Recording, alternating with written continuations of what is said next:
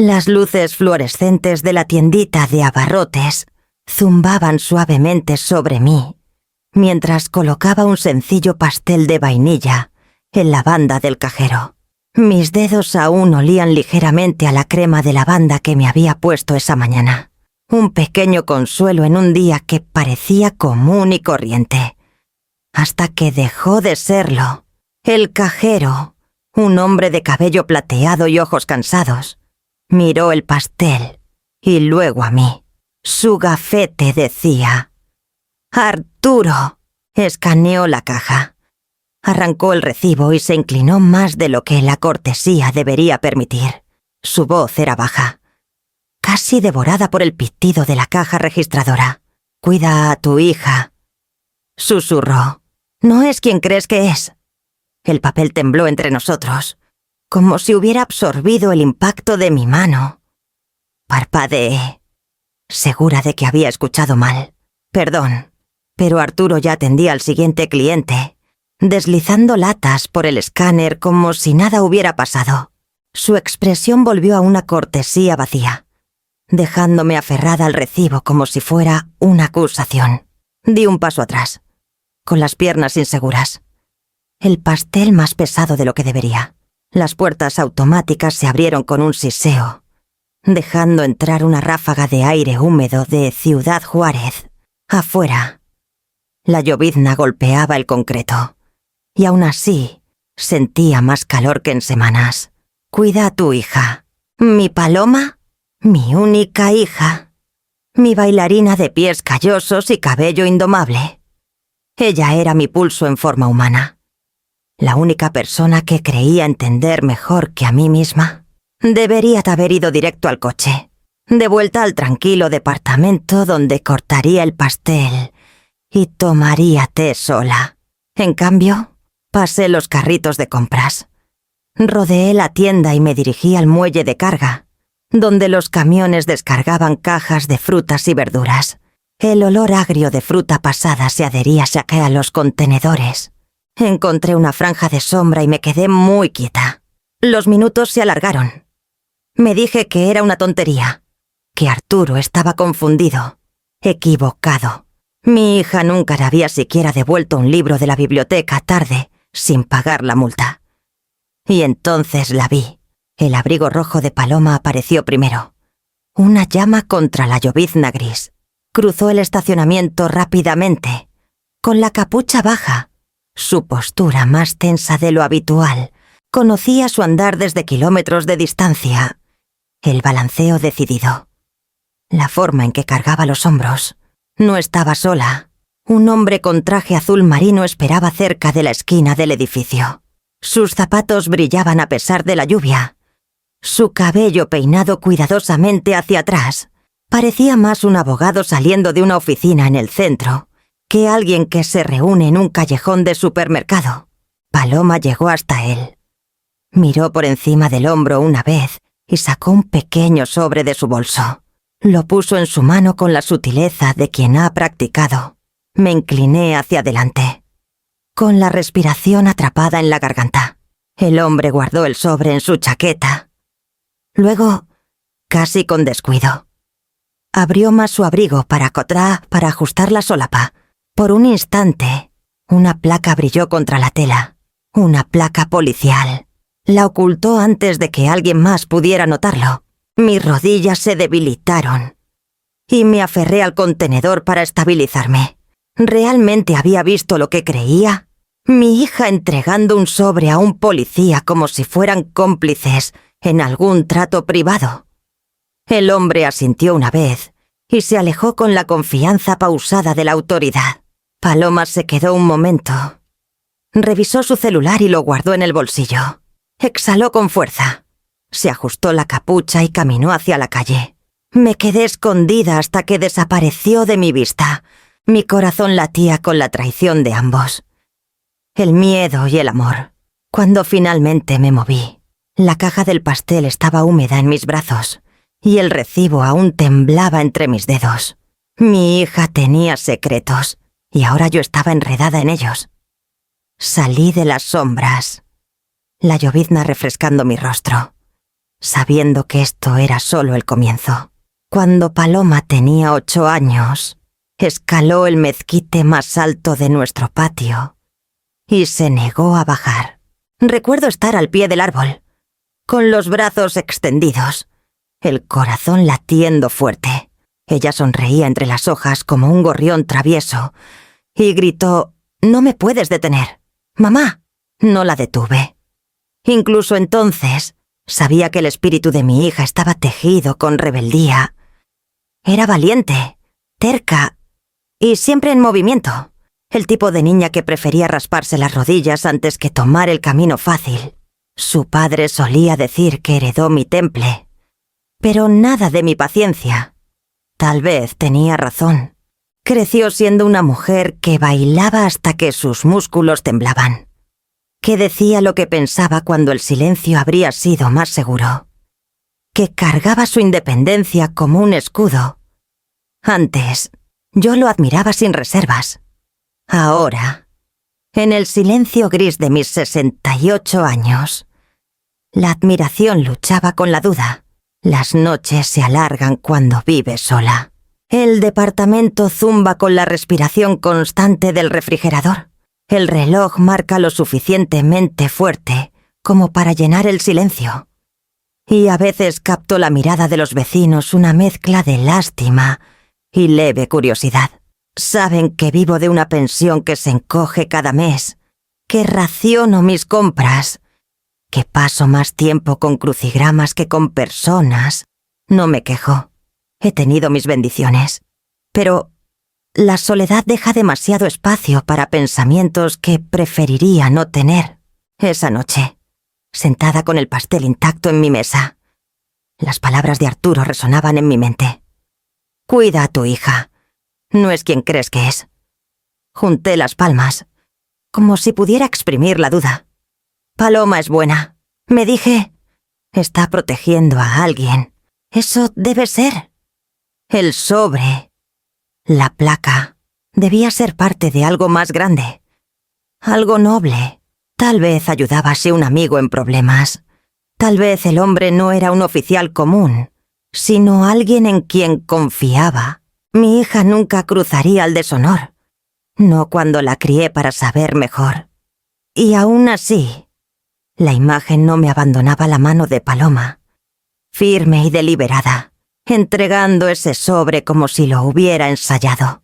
La negación es un lugar suave para descansar, pero no puede soportar el peso para siempre. Cuanto más repetía lo que había visto, más raspaba contra la madre que creía ser la madre que juraba conocer cada rincón del corazón de su hija. Lavé mi taza de té, la puse boca abajo en la encimera y me quedé bajo la luz de la cocina más tiempo del necesario. Mis manos recordaban los años de limpiar, después de los ensayos de baile nocturnos de Paloma, de remendar sus disfraces, de esperar en estacionamientos oscuros mientras practicaba una rutina más.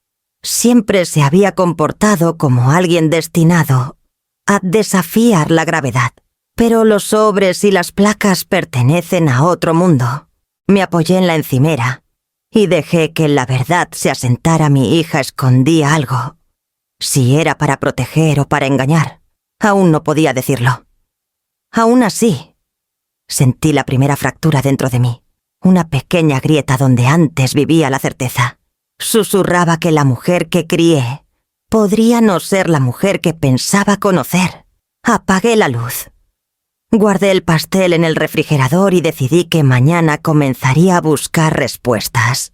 Regresé a la tiendita a la mañana siguiente, con el pastel aún intacto en mi refrigerador, como un recordatorio de mi propia excitación. La lluvia se había reducido a una bruma, del tipo que suaviza el aire pero nunca despeja.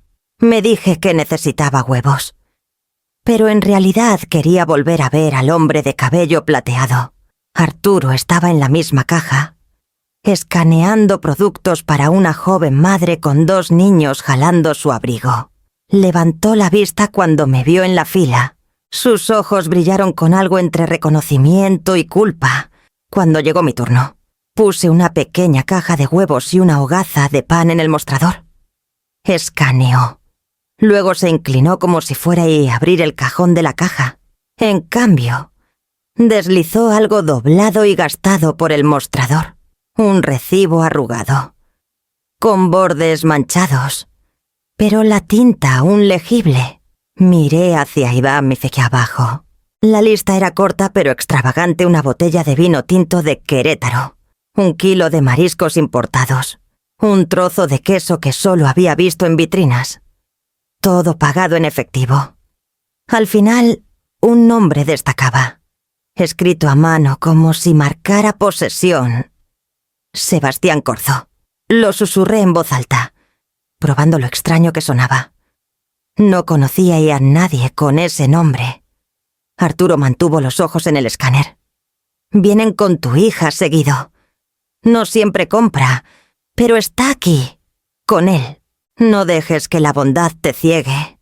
El pitido de otro artículo en la caja de al lado puntuó su advertencia. Mi pecho se apretó. ¿Estás seguro?, pregunté, intentando mantener la voz firme. Su boca se tensó en algo cercano a la lástima. No digo cosas de las que no estoy seguro. Luego, más alto, para quien escuchara. Son 4 pesos con 12 centavos. Rebusqué efectivo, presionando un billete de 5 pesos en su mano. El recibo quemaba contra mi palma. Afuera, la bruma se había convertido otra vez en llovizna. Caminé lentamente. Los huevos y el pan olvidados a mi lado. El nombre se repetía en mi mente como una cámara de eco. Sebastián Corzo. Sebastián Corzo. Su sonido me inquietaba, agudo y desconocido, como una nota fuera de tono. Paloma nunca había mencionado a nadie con ese nombre. Me hablaba de estudiantes, compañeros bailarines, la amiga ocasional con la que tomaba café, pero nunca de Sebastián. Nunca de vino y mariscos que costaban más que mis compras de la semana. Me detuve bajo un toldo y desdoblé el recibo otra vez. La letra pulcra al final lo hacía personal, intencional, como si alguien quisiera dejar una pista. Y si Arturo decía la verdad, Paloma caminaba por ese sendero junto a él. Una parte de mí quería regresar a la tienda, exigir más respuestas, presionar a Arturo hasta que me contara cada detalle que había presenciado. Pero otra parte me mantuvo inmóvil. Ya estaba entrando en terreno peligroso, escuchando a extraños, aferrándome a pedazos de papel como evidencia. Y aún así, ¿qué más podía hacer? Mi hija tenía secretos. Y la primera pista estaba escrita en tinta que no podía borrar. Guardé el recibo en el bolsillo de mi abrigo, sus bordes crujiendo contra el forro. Mis pasos me llevaron a la parada de camión. Aunque apenas noté la ruta, me sentía sacudida, como si el suelo bajo mis pies fuera menos firme que ayer. El abrigo rojo de Paloma destelló en mi memoria. El sobre, la placa. Ahora, el nombre de Sebastián Corzo se cosía a esa imagen, atándolos más fuerte, arrastrándome más profundo en una historia que no había pedido entrar. Cuando llegué a mi departamento, la llovizna había empapado mis mangas. Abrí la puerta. Puse el pan y los huevos en la encimera y saqué el recibo una vez más. Era una prueba, por pequeña que fuera, de que algo pasaba más allá de mi comprensión. Y si había un nombre, tenía que haber un rostro. No tuve que esperar mucho para volver a verla. El viernes siguiente, Paloma llamó para decir que estaba demasiado ocupada para pasar a cenar.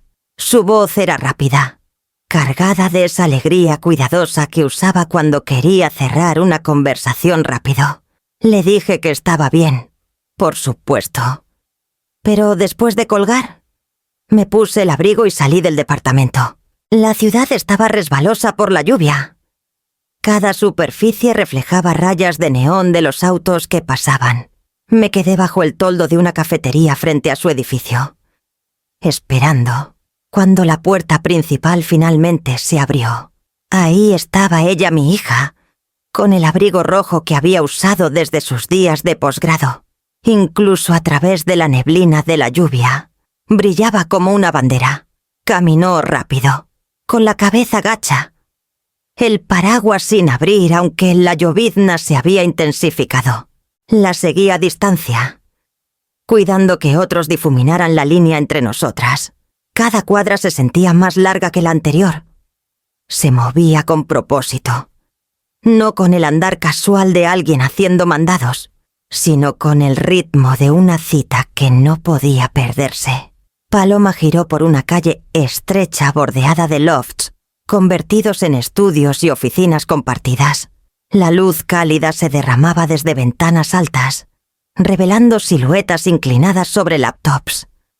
La nueva arquitectura de la ambición. Se detuvo en una de las puertas. Tecleó un código en el panel y se deslizó dentro. Crucé rápido y me presioné contra el ladrillo frío de la pared opuesta.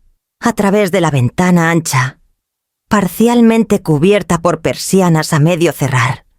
Apenas podía distinguir la escena. Paloma estaba cerca de una mesa, su abrigo húmedo pegado a los hombros. Frente a ella estaba sentada una mujer que nunca había visto. Era impactante. Toda líneas suaves y aplomo deliberado, con el cabello oscuro recogido y una sonrisa que no llegaba a sus ojos. Un maletín de piel descansaba junto a su silla, su broche de latón brillando bajo la luz. Incluso desde mi distancia, irradiaba el tipo de seguridad que el dinero compra. Me acerqué con cuidado, evitando atraer atención. La lluvia apenas amortiguaba el ruido de la ciudad, agudizando los fragmentos de sonido que escapaban por la ventana entreabierta. Un pago más, decía la mujer. Su voz baja, pero lo bastante clara. Y la cuenta queda limpia. Me tensé. Paloma sintió, frotándose los brazos como si el abrigo de repente se hubiera enfriado. Lo conseguiré. Solo dame tiempo. La mujer se inclinó hacia adelante, su sonrisa ensanchándose. El tiempo también es moneda. Querida, no olvides quién lo mide. El maletín se cerró con un clic. Mi pulso retumbó en mis oídos. Pago. Cuenta. No eran palabras de una amistad casual o una colaboración profesional. Eran el lenguaje de la deuda. Observé cómo Paloma recogía su bolso, sus movimientos tensos, su boca en una línea que reconocía de su infancia cuando perdía una competencia y se negaba a llorar frente a nadie. Se abrazó el abrigo rojo más fuerte y estrechó la mano de la mujer.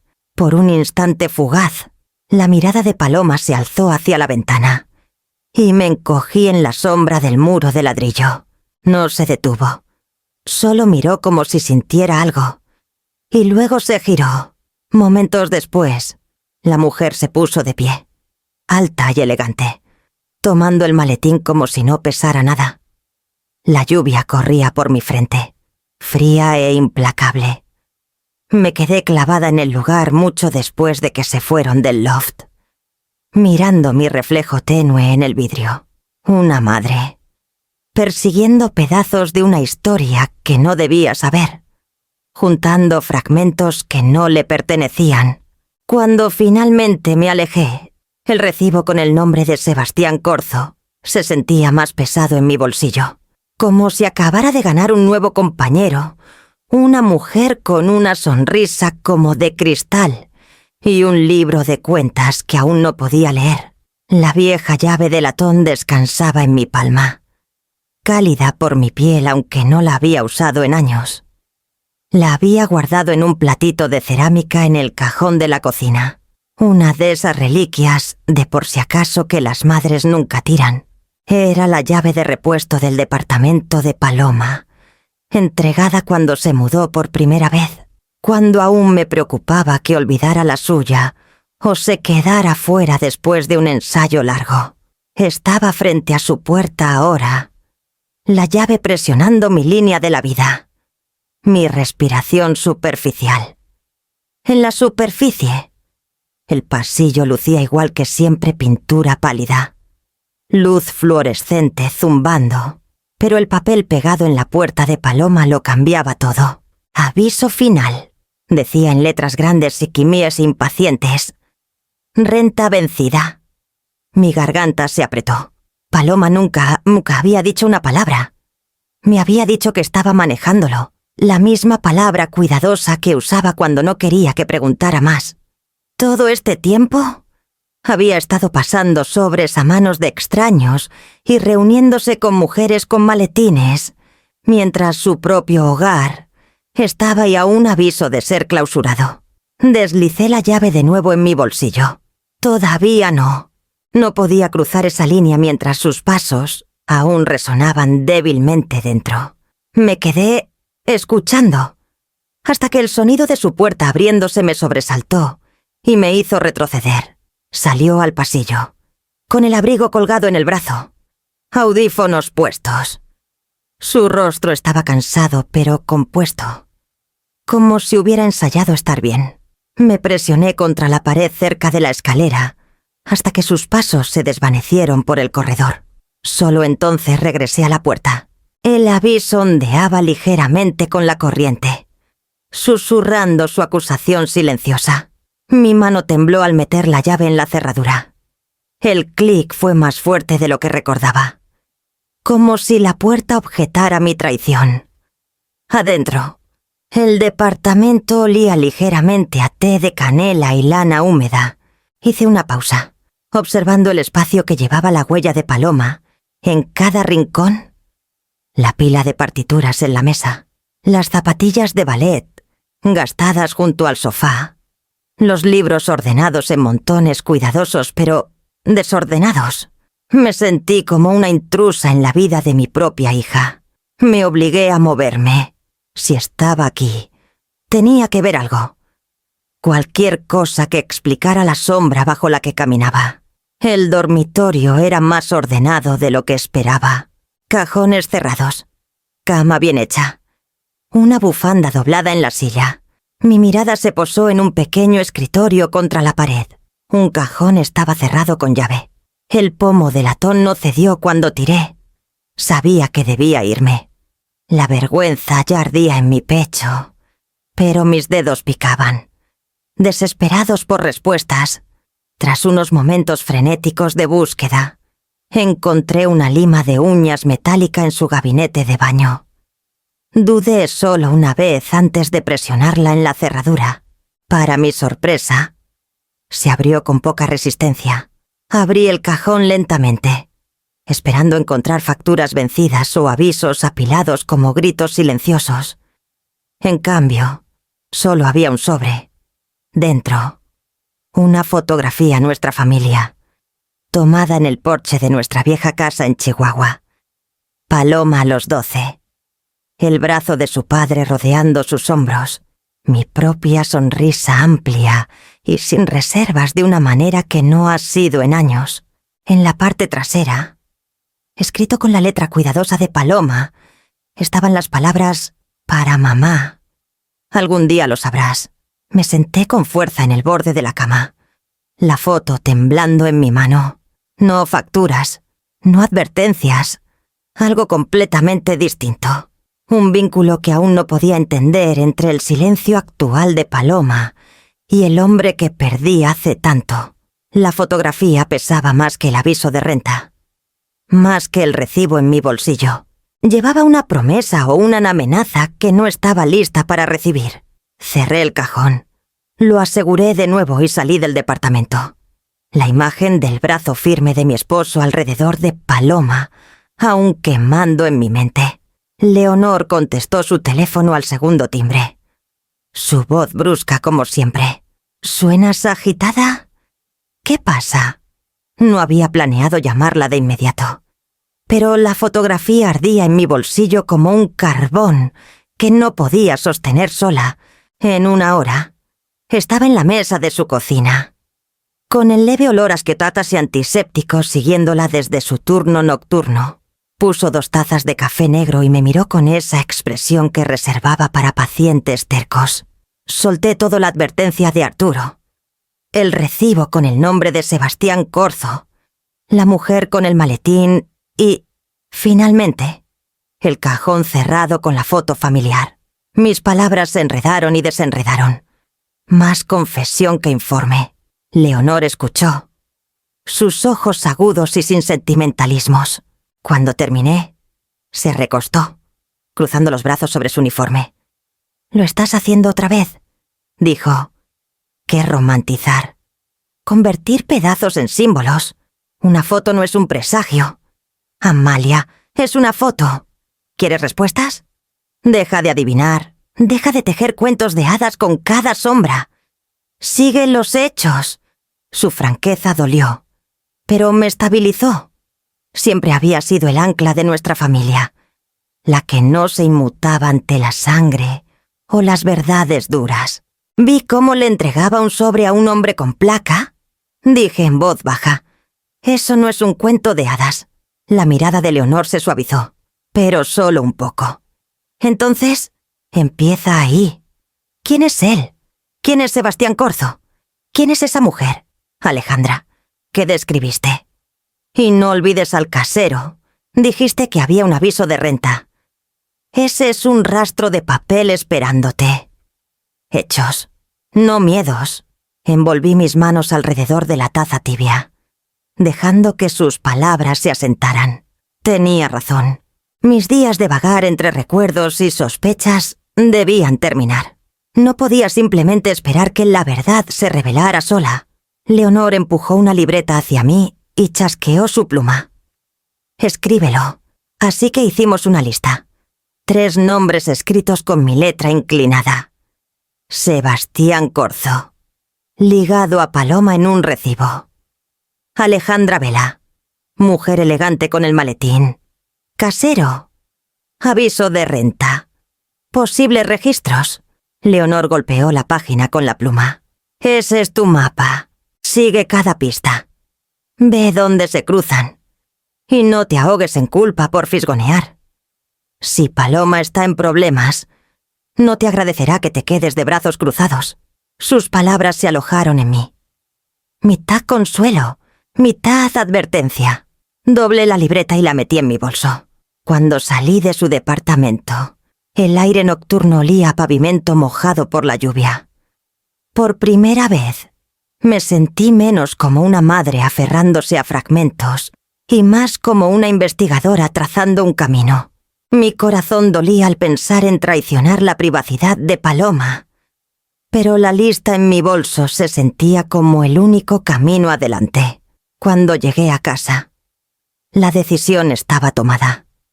Seguiría los nombres uno por uno, hasta que la imagen de la vida oculta de mi hija cobrara forma. Cuando mis manos están inquietas, horneo. Siempre ha sido así.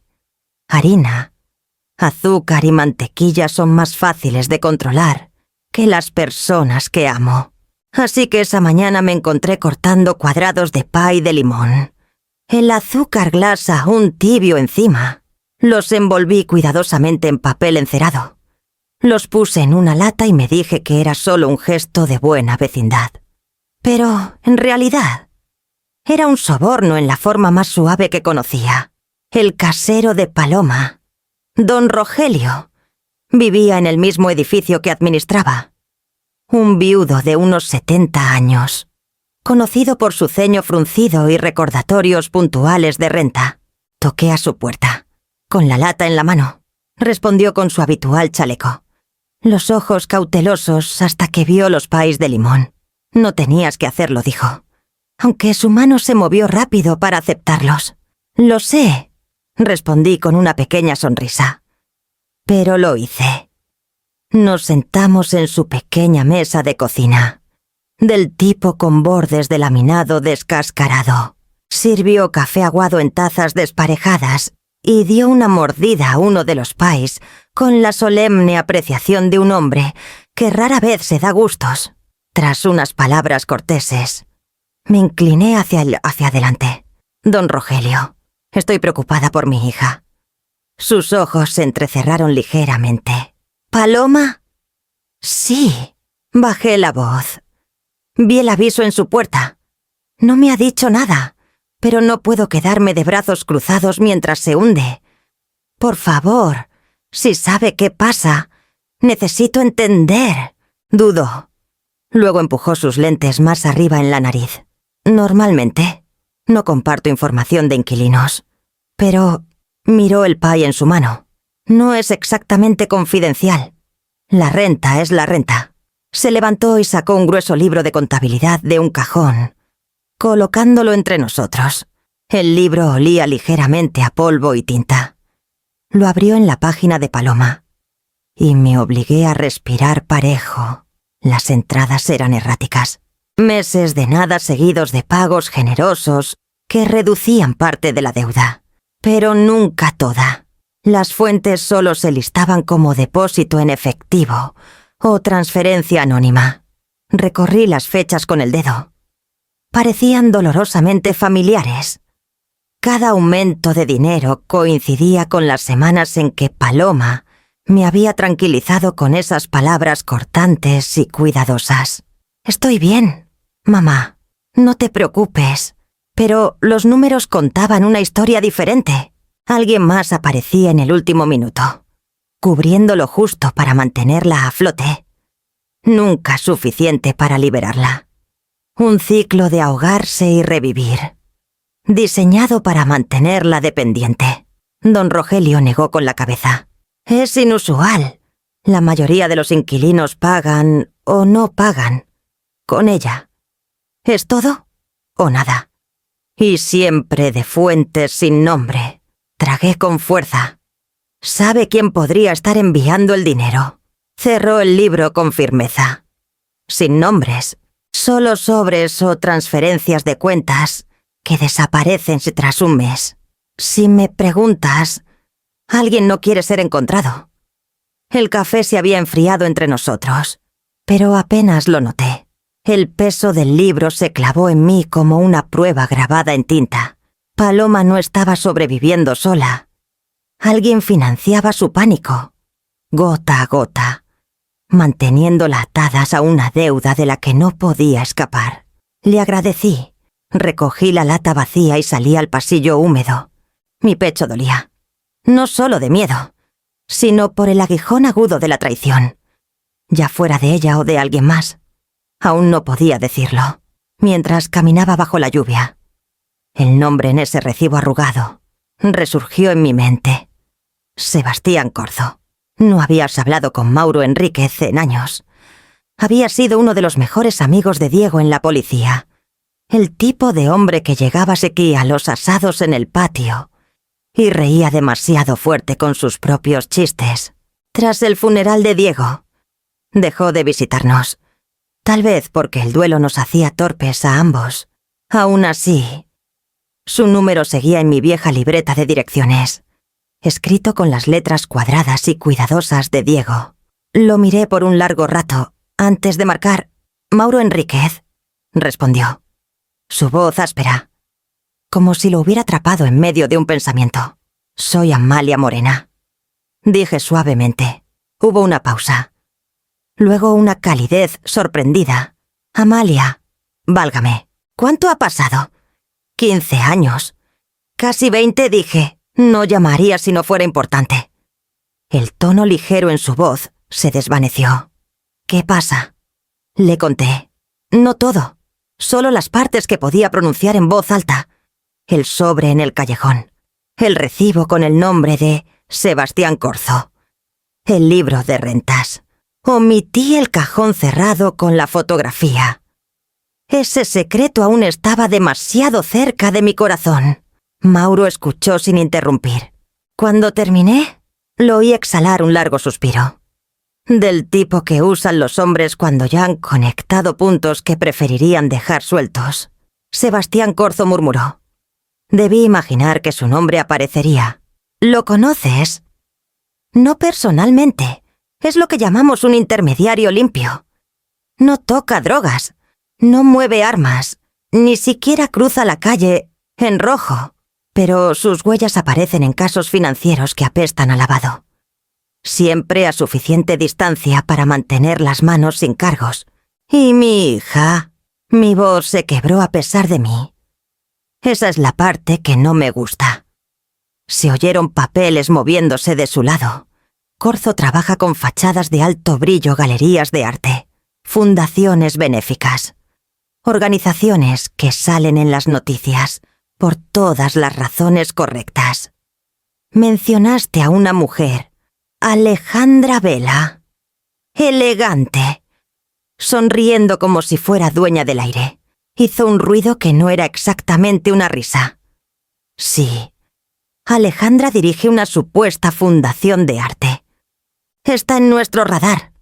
El dinero entra como donaciones, sale pulido y listo para circular. Es peligrosa porque parece respetable. El tipo de respetable que encanta en los jurados. El reloj de la cocina marcaba detrás de mí, cada segundo más pesado que el anterior. Mauro. Paloma está metida con ellos. No sé cómo ni por qué, pero lo está. Bajó la voz. Cada palabra deliberada. Amalia, escúchame. No te acerques a Corzo ni a Vela. Observa. Toma notas. Llámame con detalles. Pero no toques esto. No puedes pelear con gente como ellos con pais de limón y buenas intenciones. Apreté el teléfono con más fuerza. ¿Y si observar no es suficiente? Si ella ya está hundida, la empeorará. Dijo sin rodeos. Así sobreviven estas personas, arrastrando a la familia. No les des ese poder. ¿Me escuchas? Cerré los ojos, viendo el abrigo rojo de Paloma destellar contra la lluvia, escuchando su promesa de que estaba manejándolo. La advertencia de Mauro chocaba contra cada instinto que tenía. No puedo solo observar, susurré. El silencio se alargó. Luego suspiró. Sabía que dirías eso. Tu esposo era igual, siempre metiéndose cuando la paciencia lo habría salvado. La línea crepitó, como si cargara su cansancio a través de los años. Ten cuidado, Amalia, en lo que sea que estés entrando. Ellos juegan en serio. Cuando colgamos, me senté en la mesa mirando la libreta que Leonor me había dado. 3 nombres estaban garabateados ahí, pero ahora pulsaban con bordes más afilados. Sebastián Corzo, Alejandra Vela, Paloma Morena. Y sabía que el siguiente paso me llevaría cara a cara con uno de ellos. Me tomó 3 días reunir el valor. Planché una de las viejas chaquetas de Leonor. Tomé prestado un collar de perlas del fondo de mi cajón y practiqué pedir un café sin sonar como si estuviera ahí por algo más que cafeína. La cafetería era de esas que olían a esa chicoria tostada y dinero. El tipo de lugar donde nunca habría puesto un pie por mi cuenta. Llamé antes, fingiendo interés en apoyar la fundación de Alejandra Vela. La voz de la asistente estaba llena de entusiasmo.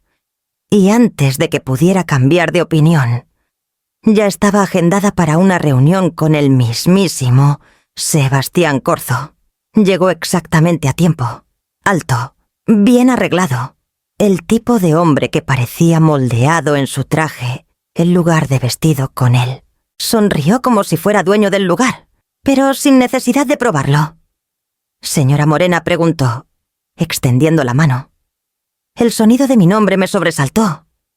Aunque, claro, se lo había dado al asistente. Su agarre era cálido, sus ojos fríos. Nos sentamos en una mesa en la esquina cerca de la ventana. Y él pidió vino sin preguntar qué prefería. El mesero asintió como si estuviera acostumbrado a tal seguridad. Empecé con una charla ensayada sobre las artes, sobre cómo admiraba las fundaciones que apoyaban a bailarines y músicos. Escuchó con la cortesía de un hombre que complace a una invitada, su atención desviándose de vez en cuando hacia la puerta de vidrio, como si tuviera un lugar más importante donde estar. Finalmente, pregunté, ¿y cómo decide su fundación a quién ayudar? Inclinó la cabeza. Buscamos resiliencia. Personas que puedan cargar fardos que otros colapsarían bajo ellos. El arte es disciplina. Señora Morena, florece cuando se le pone a prueba. Sus palabras me helaron, aunque su tono era suave. Pensé en Paloma, en su terquedad, en cómo preferiría romperse antes que pedir ayuda. A veces añadió, girando su copa de vino, un artista sacrifica más de lo que debería. Por amigos, por familia. A veces demasiado. La copa en mi mano tembló. La estabilicé contra el mantel. No había dicho su nombre, pero la forma de sus palabras apuntaba hacia ella como la aguja de una brújula. Debe verlo seguido, logré decir. Oh, más que seguido, dijo con ligereza. Es prácticamente una firma de devoción. Admirable, pero peligroso. Uno se pregunta si alguien nota cuánto dan de sí. Intenté estudiar su rostro sin inmutarme. Era practicado, ni cruel ni amable. Una máscara de amabilidad. Sin embargo, cada sílaba sentía como si estuviera pelando capas que no me había dado cuenta que mostraba. Decidí arriesgarme. ¿Y cree que el sacrificio vale el costo? Sonrió finamente. Eso depende de quién esté pagando. El mesero regresó con nuestros platos. Un arreglo delicado de pescado y hierbas que no podía pronunciar. Mi apetito había desaparecido hacía rato. Pero picoteé para no revelar mi inquietud. Sebastián comió con pulcritud, sin prisas, como si estuviéramos hablando del clima. A mitad de la cena, se recostó, doblando su servilleta junto al plato. Me recuerda a su esposo. Diego era un hombre que creía demasiado en la rectitud del esfuerzo. Siempre admiré eso. Mi tenedor se congeló en el aire. No había pronunciado el nombre de Diego. Ni una sola vez. Conocí acá a mi esposo. Quitó una miga de su puño. No personalmente, pero Ciudad Juárez es pequeña. Las reputaciones viven largo. Y las viudas, especialmente las cuidadosas, son notadas más de lo que creen. El aire parecía diluirse a mi alrededor. Me había rodeado hábilmente, deslizando mi pasado al presente sin darme un hilo que seguir. Cuando llegó la cuenta, firmó con un ademán y se levantó. Fue un placer, señora Morena. Manténgase en contacto. Los artistas florecen mejor cuando las familias entienden el alcance de su compromiso. Me dejó sentada ahí, las perlas pesando en mi garganta, el pescado intacto, el vino quemando en mi estómago. Para cuando salí, la llovizna se había convertido en lluvia constante. Sus palabras se pegaban a mí tan agudamente como el aire húmedo sabía exactamente quién era yo. Y eso significaba que no solo estaba rodeando a Paloma, también me estaba rodeando a mí. La noche después de mi reunión con Sebastián, me dije que no buscaría a Paloma. Prometí darle espacio, dejar que su vida respirara sin mi sombra cerniéndose. Pero las promesas son frágiles cuando la preocupación te carcome. Al anochecer, me encontré caminando por las calles familiares cerca de su departamento, con el paraguas pegado a la llovizna. El resplandor de la ventana de una cafetería se derramaba en la banqueta, y a través de ella la vi mi hija, sentada en una mesa pequeña al fondo. Se inclinaba hacia adelante, su rostro iluminado por la luz azul pálida de su celular. Casi me di la vuelta, pero entonces noté algo que me congeló en el lugar. No era el teléfono que la que había visto llevar antes. Este era más pequeño, más oscuro, sostenido con una tensión cuidadosa, como un secreto que no quería que el mundo tocara. Entré, la campana sobre la puerta sonando suavemente. La cafetería olía a granos tostados y canela. Compré un té que no quería y me senté a 2 mesas de distancia, lo bastante inclinada para observar. Los labios de Paloma se movían rápido, sus ojos saltando hacia la ventana. Sonrió una sonrisa aguda y fugaz que no reconocí, y luego bajó la voz. Capté fragmentos, no palabras, sino tonos. La cadencia de alguien negociando. Solo me notó cuando levantó la vista para revolver su bebida. Su rostro se iluminó al instante, como si una máscara se hubiera deslizado en su lugar. «Mamá, ¿qué haces aquí?», forcé una sonrisa. No podía dormir. Pensé que un té podría ayudar. Deslizó el teléfono oscuro en su bolso con un movimiento practicado. El teléfono brillante. el habitual. Apareció en su mano casi sin costura. Ya estaba terminando. Clase de yoga nocturna después de esto. ¿Yoga?, pregunté. Asintió demasiado rápido. Ayuda con el estrés. Pero cuando se inclinó para recoger su bolso, el segundo teléfono se asomó parcialmente otra vez.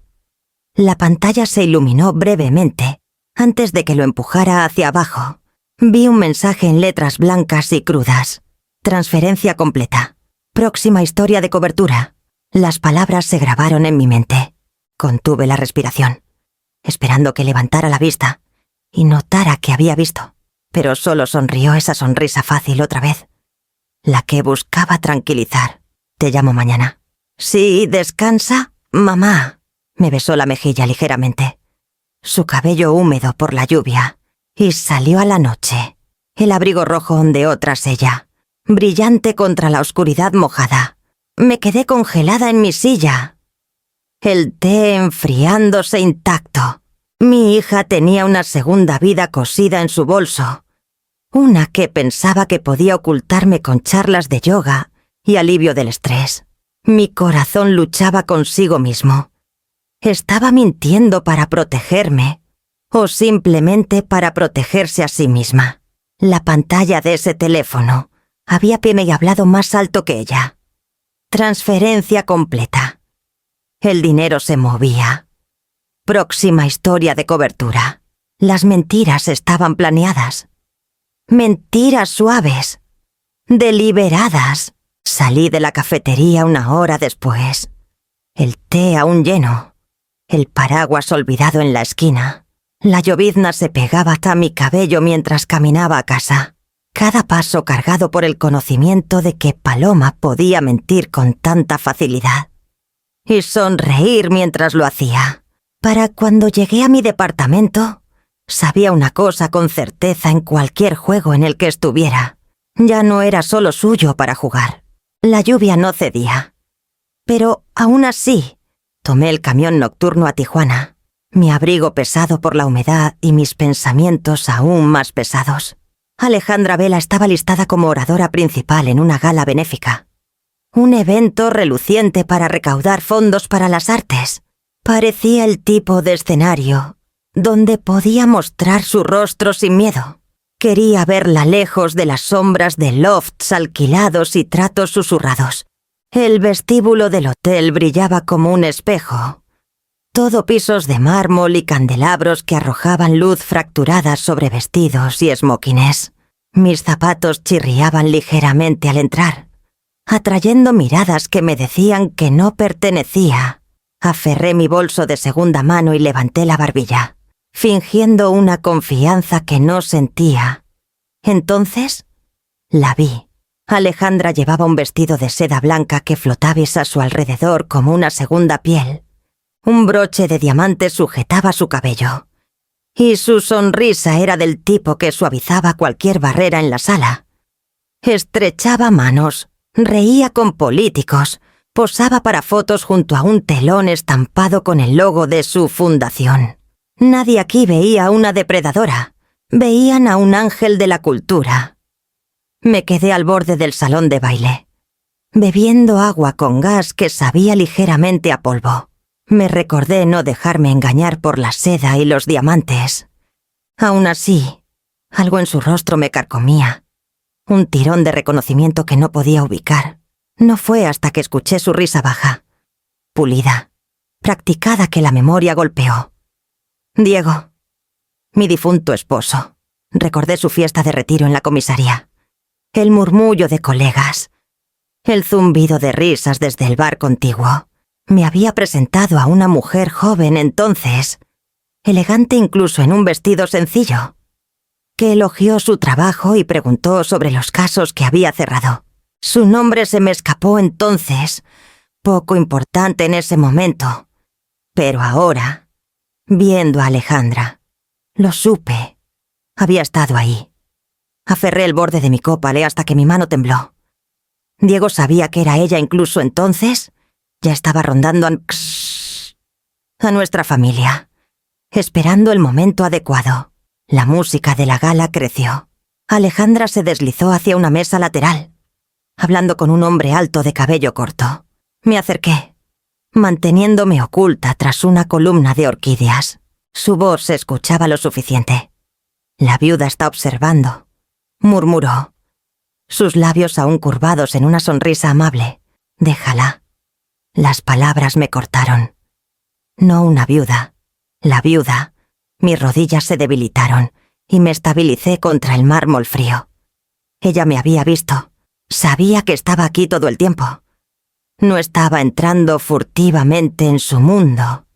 Había sido invitada. En cierto modo, su compañero miró por encima del hombro, sus ojos recorriendo la sala hasta que rozaron los míos. Me retiré detrás de las orquídeas, la respiración atrapada en la garganta. La risa de Alejandra flotó de nuevo, más ligera ahora, como si nada en el mundo la perturbara. En ese momento me di cuenta de que no era solo una madre metiendo las narices donde no debía.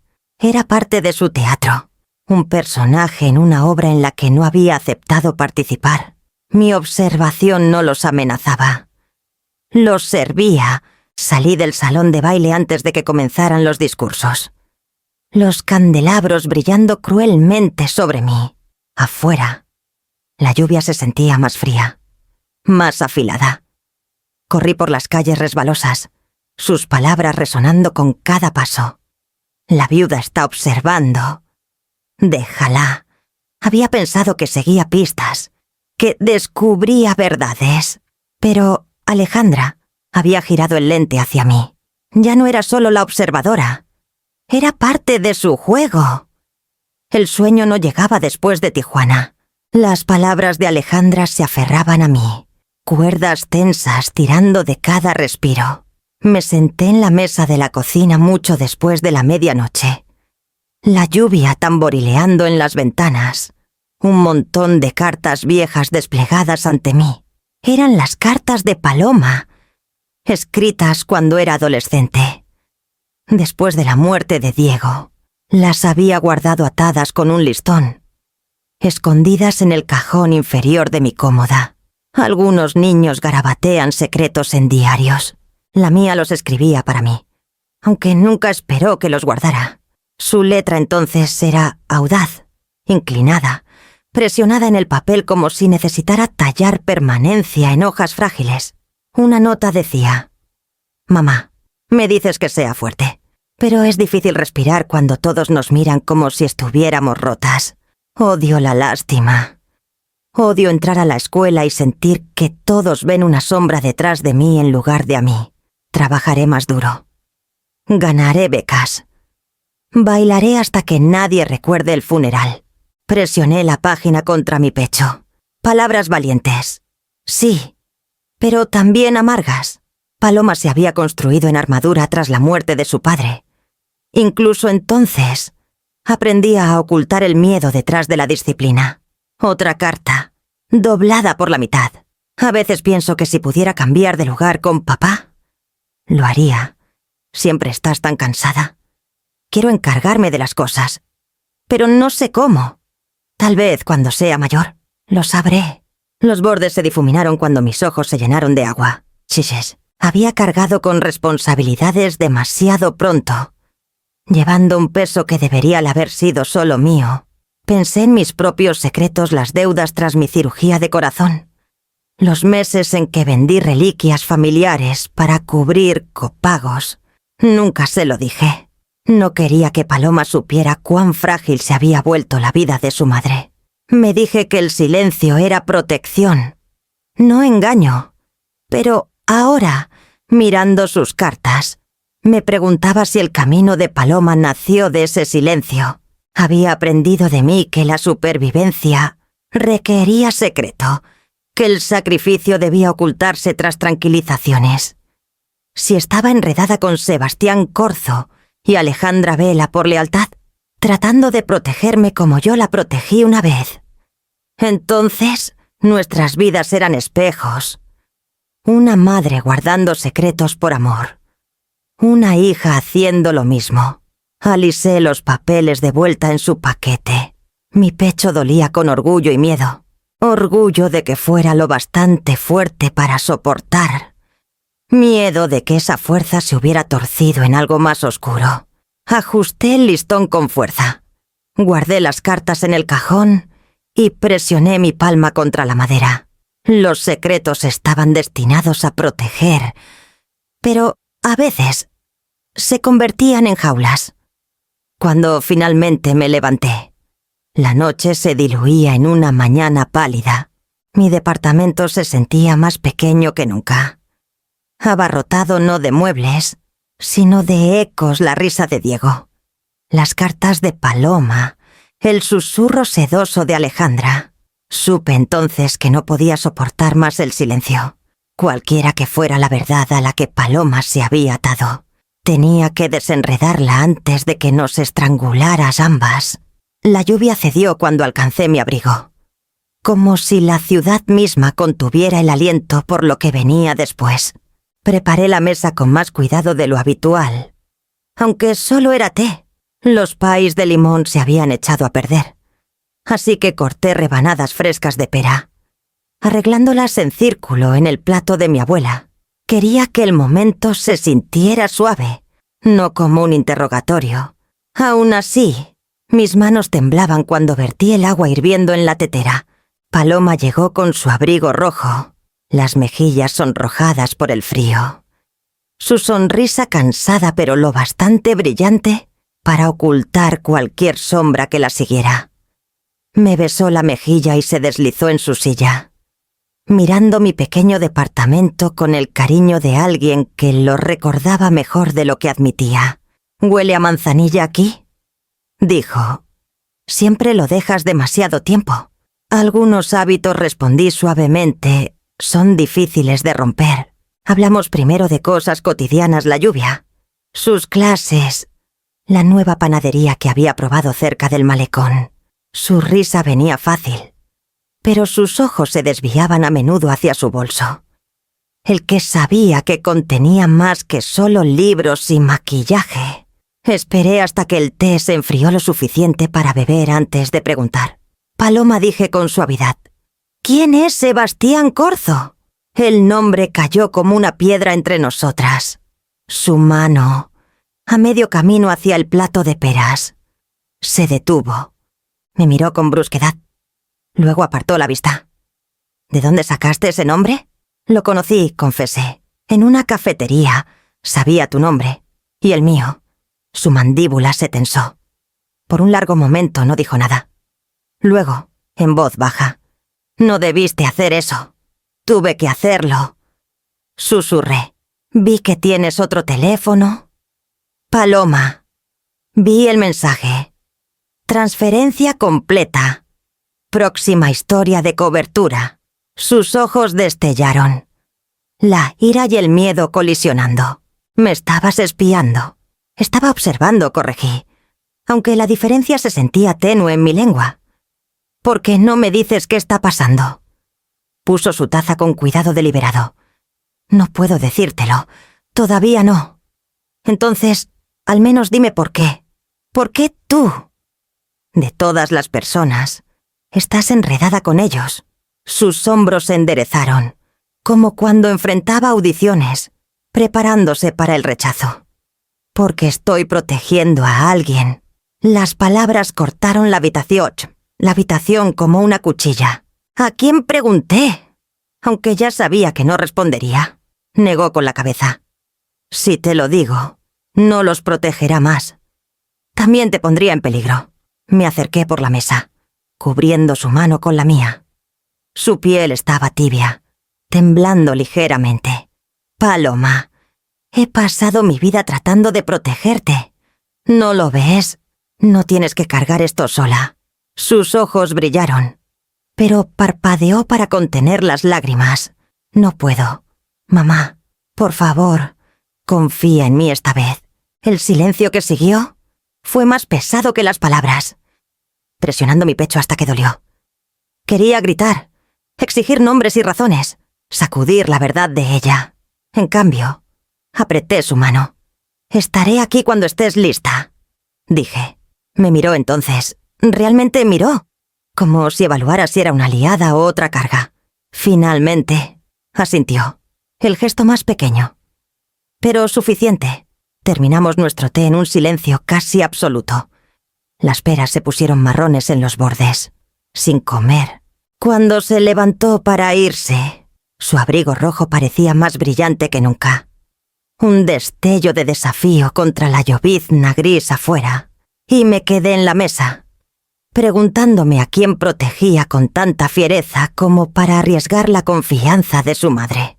Mauro me encontró en un comedor tranquilo al este de la ciudad, del tipo donde los asientos han perdido su resorte hace mucho y las meseras saben su nombre. Deslizó un pequeño dispositivo por la mesa elegante, discreto, nada como los grabadores torpes que recordaba de los años de Diego en la policía. Legal, limpio, dijo con su voz grave. Mientras estés presente, es admisible, pero más te vale tener cuidado. Alejandra Vela no se asusta fácil. Mi mano dudó sobre el dispositivo. Y Paloma, sus ojos se suavizaron. Si ya está dentro de su círculo, esto podría ser la única forma de sacarla. 2 noches después, enganché el grabador dentro del bolsillo de mi abrigo y me posicioné en una galería de coworking abarrotada donde la fundación de Alejandra organizaba un escaparate comunitario. El espacio zumbaba con charlas, estudiantes mostrando pinturas, fotógrafos enseñando diapositivas, bajo la charla brillante. La tensión se enroscaba en mi estómago.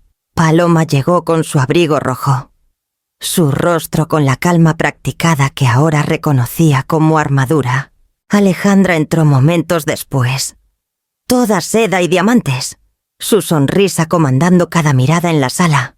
Me quedé lo bastante cerca de las exhibiciones para mezclarme, pero lo suficientemente cerca para captar sus voces. El grabador zumbaba contra mi costado. «Has hecho bien», murmuró Alejandra, su tono aterciopelado pero firme. «Las transferencias parecen impecables. Nadie sospecha nada cuando el dinero lleva la máscara del arte». Paloma se movió, cruzando los brazos. «Estos proyectos no son arte, son camuflaje. Sé en qué me metí». La sonrisa de Alejandra se agudizó. «Firmaste porque no tenías opción. Proteger a alguien es un negocio caro». Sentí la sangre drenarse de mi rostro. «Proteger a alguien». La voz de Paloma se quebró lo justo para traicionarla. «Lirio merece una oportunidad. Tiene 17 años, tiene talento, y sin los papeles, la regresarán». No podía dejar que eso pasara. «Lirio», repitió Alejandra, saboreando el nombre como una prueba. «La chica que pinta en escaleras de incendio». «Sí, trabajo hermoso, historia trágica. Cambiaste tu libertad por la de ella». «Noble, tonto, pero noble». Paloma se tensó. «Pagaré lo que debo». La risa de Alejandra fue suave, cortante. «Pagarás mientras yo diga que debes». Esa es la naturaleza de la deuda. La sala zumbó con aplausos corteses por la escultura de un estudiante, enmascarando el silencio que retumbaba en mis oídos. Paloma no se había vendido por codicia ni siquiera por ambición. Se había encadenado a la máquina de Alejandra para proteger a una niña de ser expulsada del único hogar que había conocido. Presioné una mano contra el bolsillo de mi abrigo, asegurándome de que el grabador aún zumbaba, capturando cada palabra. La advertencia de Mauro resonaba en mí. «Observa, no toques». Pero observar se sentía como ahogarse cuando era mi hija la atrapada en la corriente. Los ojos de Paloma recorrieron la sala. Casi como si me sintiera ahí, me agaché detrás de una fila de caballetes. Mi respiración superficial. Alejandra puso una mano en el brazo de Paloma. El gesto ligero, pero inconfundiblemente posesivo. «Recuerda», susurró Alejandra, «cada mentira que dices es otro hilo en la red. No tires demasiado fuerte, o se cerrará más». El grabador lo captó todo: la promesa, la amenaza, la jaula de la deuda envuelta en seda. Y supe, mientras los aplausos crecían de nuevo, que la mentira noble de Paloma la había atado a una verdad mucho más peligrosa de lo que cualquiera de nosotras podía soportar sola. Esperé hasta que Paloma vino de nuevo para el té del domingo. Las peras se habían echado a perder, así que puse tostadas simples y miel, mis manos firmes solo porque las obligué a estarlo. Tomó su asiento habitual, el abrigo aún húmedo por la lluvia, los ojos bordeados de agotamiento. Antes de que pudiera preguntar por mi día, deslicé el pequeño grabador por la mesa. Su rostro perdió color. Mamá susurró: «¿Qué hiciste?». Presioné reproducir. La voz de Alejandra llenó la pequeña cocina, suave y venenosa. «Cambiaste tu libertad por la de ella. Noble. Tonto. Pero noble». Paloma cerró los ojos como si las palabras golpearan como puños. Cuando la grabación terminó, el silencio presionó más fuerte que la lluvia afuera. «No tuve opción», dijo finalmente, su voz quebrándose. «Lirio habría sido deportada. Es solo una niña. Mamá, nadie más ayudaría. Alejandra prometió si yo tomaba su lugar, si aceptaba los papeles, Lirio se quedaría. Pensé que sacrificarme era la única opción». Sus manos temblaron al alcanzar su té. Las tomé con las mías. «Ya no estás sola en esto». Las lágrimas brotaron, pero negó con la cabeza. «Es demasiado tarde. Estoy atada a ella. Cada transferencia, cada cuenta. Mi nombre está en ellas. Soy la titular legal. Si esto estalla, las pruebas llevan directo a mí». Mi pecho se apretó. No solo estaba atrapada, estaba marcada con el sello de Alejandra. Entonces, usemos eso, dije. Aunque el miedo raspaba mi garganta. La gala del próximo mes. Estarás ahí. Le daremos la grabación a Mauro, que la combine con las cuentas. El imperio de Alejandra parece impecable hasta que la podredumbre se filtra. Si tú te pones en la luz, ella tiene que caer. Los ojos de Paloma buscaron los míos. Incredulidad y esperanza enredadas. «Pero si me pongo en la luz, también me verán. Entonces planearemos con cuidado», susurré. «La expondremos a ella, no a ti. No dejaré que se alimente de ti por más tiempo». Por un largo momento no dijo nada. Solo apretó mis manos como si se anclara a la orilla. Finalmente, asintió. El gesto más pequeño, pero suficiente. La lluvia cedió contra las ventanas.